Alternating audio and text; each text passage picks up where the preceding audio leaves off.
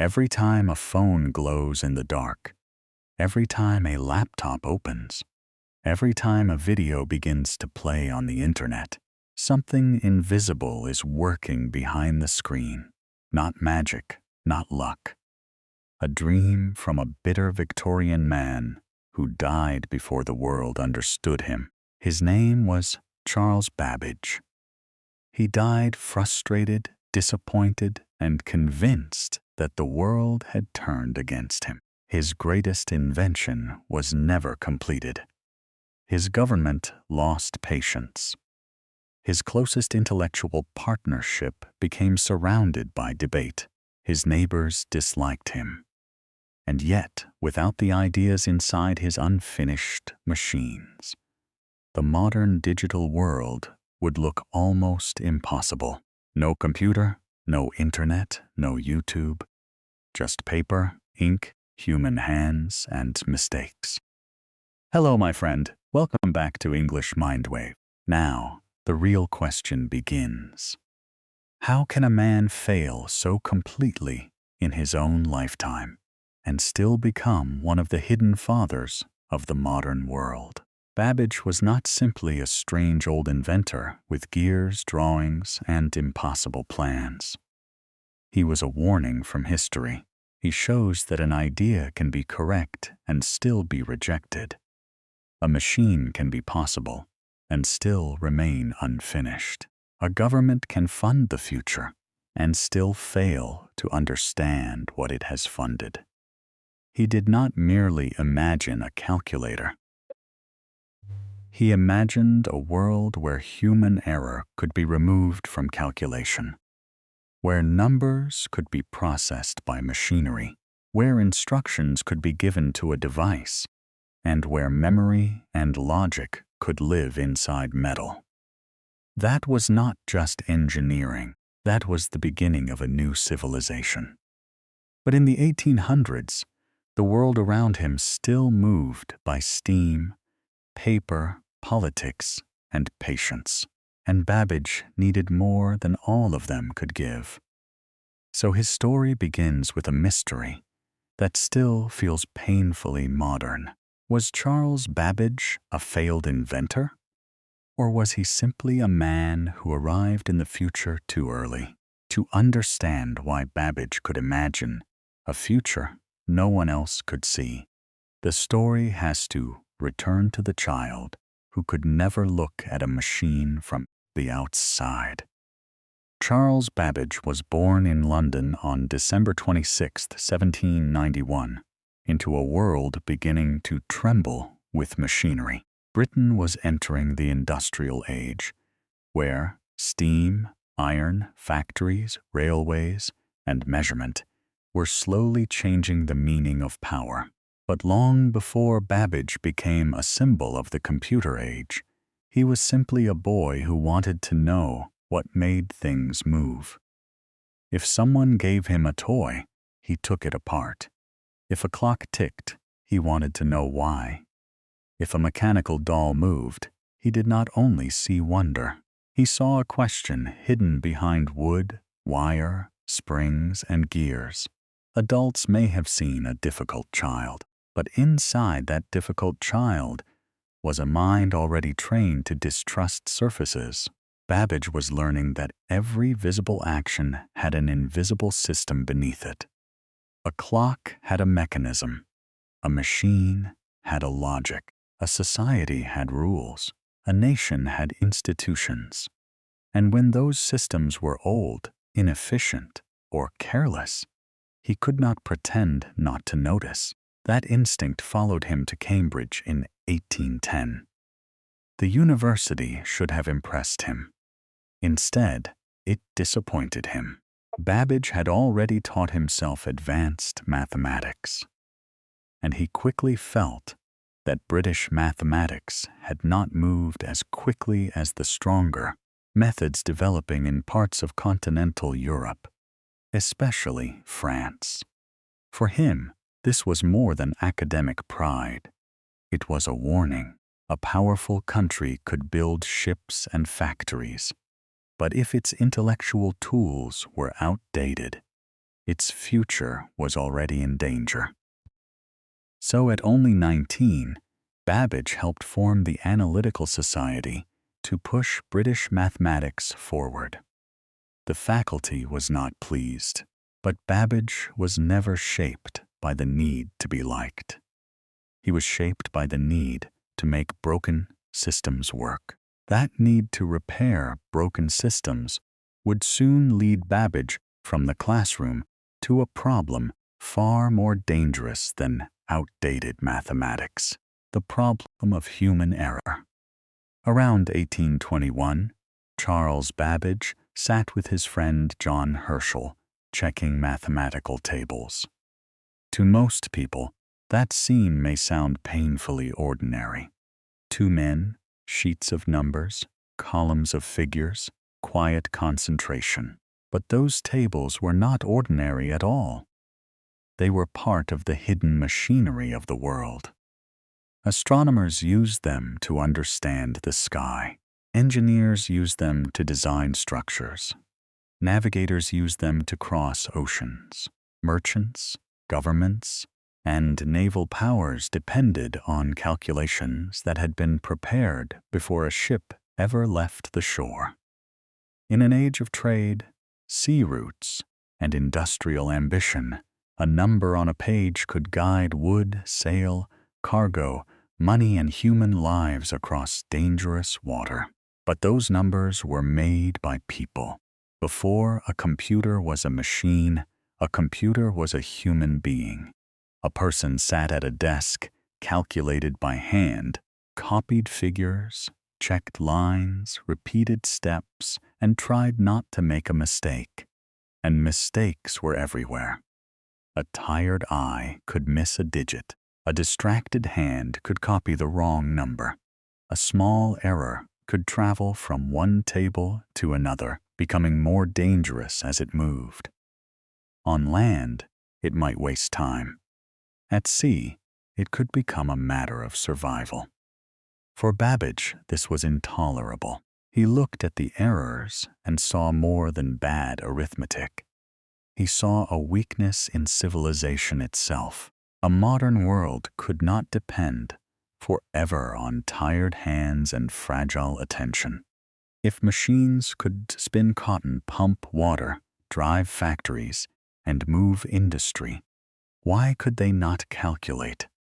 Then came the sentence that feels almost too perfect to be real, but belongs to the heart of his legend. He wished those calculations had been executed by steam. That thought became the difference engine. It would not simply calculate. It would calculate and print mathematical tables automatically, removing both the error of the mind and the error of the copying hand. It was designed to produce accuracy with mechanical discipline, to make numbers obey gears instead of fatigue. In 1823, the British government agreed to support the project with £1,700. It was a historic moment, public money placed behind a machine for computation.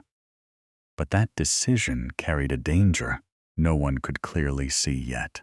The government had not only funded an invention, it had stepped into the future without fully knowing what the future would cost. And once the government stepped into Babbage's future, it discovered that the future was not a clean invention waiting to be assembled, but a machine that demanded money, patience, precision, and a kind of trust few institutions could give. To build the difference engine, Babbage needed more than imagination. He needed precision at a level almost impossible for ordinary workshops of the time. So he turned to Joseph Clement, a master engineer whose skill was as important to the project as Babbage's mathematics. Clement could shape metal with extraordinary accuracy, but even his talent was not enough by itself. New tools had to be created to make the parts. New standards had to be pushed into existence. The machine was not only consuming money, it was forcing 19th century engineering to become more precise than it had ever been before. That is the part history can easily miss. An unfinished machine can still change the world around it. But governments do not usually know how to measure unfinished progress. They want completion. They want reports that make sense. They want a clear result at the end of public spending. And Babbage, unfortunately, gave them delays, arguments, redesigns, and a project that seemed to grow more expensive every time someone tried to understand it.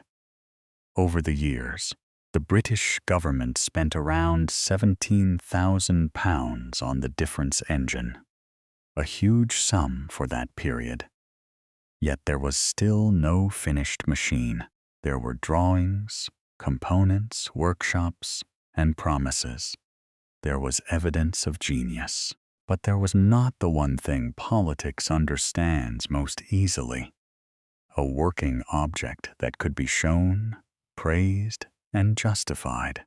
This became the greatest battle of Babbage's life. Not against mathematics, not even against machinery, but against money, patience, politics, and his own restless mind. Because then Babbage did something only Babbage would do. Before finishing the first impossible machine, he imagined an even greater one. Around 1833, he conceived the analytical engine.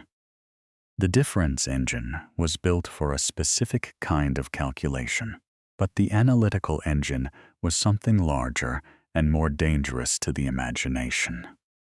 It was a general-purpose programmable machine. It would have a store like memory. It would have a mill like a processor. It would receive instructions through punched cards. It would take input, produce output, and follow operations in sequence. In plain language, Babbage had designed the idea of a modern computer in the age of steam. That is where admiration becomes uneasy. Because Babbage was right, but being right was not enough. He needed funding. He needed political patience. He needed the ability to finish one revolution before beginning another. Instead, the project became a symbol of the painful distance between vision and execution. In 1842, Prime Minister Robert Peel finally ended government support. The difference engine was abandoned. The analytical engine received no official backing. Babbage was furious, and that anger followed him for the rest of his life. Yet in the middle of this doomed period, someone saw the beauty inside the machine. Ada Lovelace met Babbage in 1833, when she was still young, brilliant, and unusually prepared to understand both mathematics and imagination. Other people saw a clever mechanical device. Ada saw the idea behind it. Later, when she translated an Italian article about the analytical engine, she added notes that became far more famous than the article itself. In those notes appeared a method for calculating Bernoulli numbers, often described as the first algorithm written for a machine. That is why Ada Lovelace is remembered as the first computer programmer. But even here, history refuses to become simple. Some scholars argue that Babbage guided the technical work heavily. Others defend Ada's independent genius. The truth may live somewhere between them. Babbage saw the architecture of the machine, while Ada saw the strange symbolic future it might open. She died in 1852 at only 36 years old. Babbage lived on. The machine remained unfinished, and one of the greatest ideas in technological history stayed trapped in paper, argument, and grief. As the analytical engine remained trapped in paper and grief, Babbage himself became trapped in a different machine, the machinery of frustration. In his later years, he fought almost everything that seemed inefficient, foolish, or careless. He argued with scientific institutions. He criticized the state of British science. He thought about railways, banking, tides, code breaking, manufacturing, and public systems that other people accepted without much question. His mind kept searching for hidden mechanisms, even when the world had grown tired of listening. But the most famous battle was smaller, stranger, and almost painfully human. Street musicians played near his home in Marylebone, and Babbage became convinced that their noise destroyed his ability to work. He complained, gathered evidence, pushed for action, and turned organ grinders into enemies. They answered by gathering outside his house even more. It was ridiculous. It was sad. And it showed the tragedy of a man whose mind could hold the future, but whose daily life could still be defeated by noise outside a window. Charles Babbage died on October 18, 1871, at 79 years old. His great machine had not been built. His reputation was uncertain. His obituary did not sound like the farewell of a man who had touched the future. For a long time, he looked like one of history's brilliant failures. Then history reopened the case. In 1991, the Science Museum in London built his difference engine number 2 using materials and methods available in the 19th century. It worked. That one fact changes everything. Babbage was not simply dreaming. He was not wrong. The idea was possible. The tragedy was that money, politics, personality, and timing stood between him and the machine. Every glowing screen today carries a shadow of that unfinished engine. Charles Babbage never lived to see the world he helped imagine. He never saw a computer glow on a desk, a phone fit inside a hand, or a video travel across the world in seconds. In his lifetime, he saw delays, arguments, canceled funding, unfinished machines, and people who could not fully understand what he was trying to build.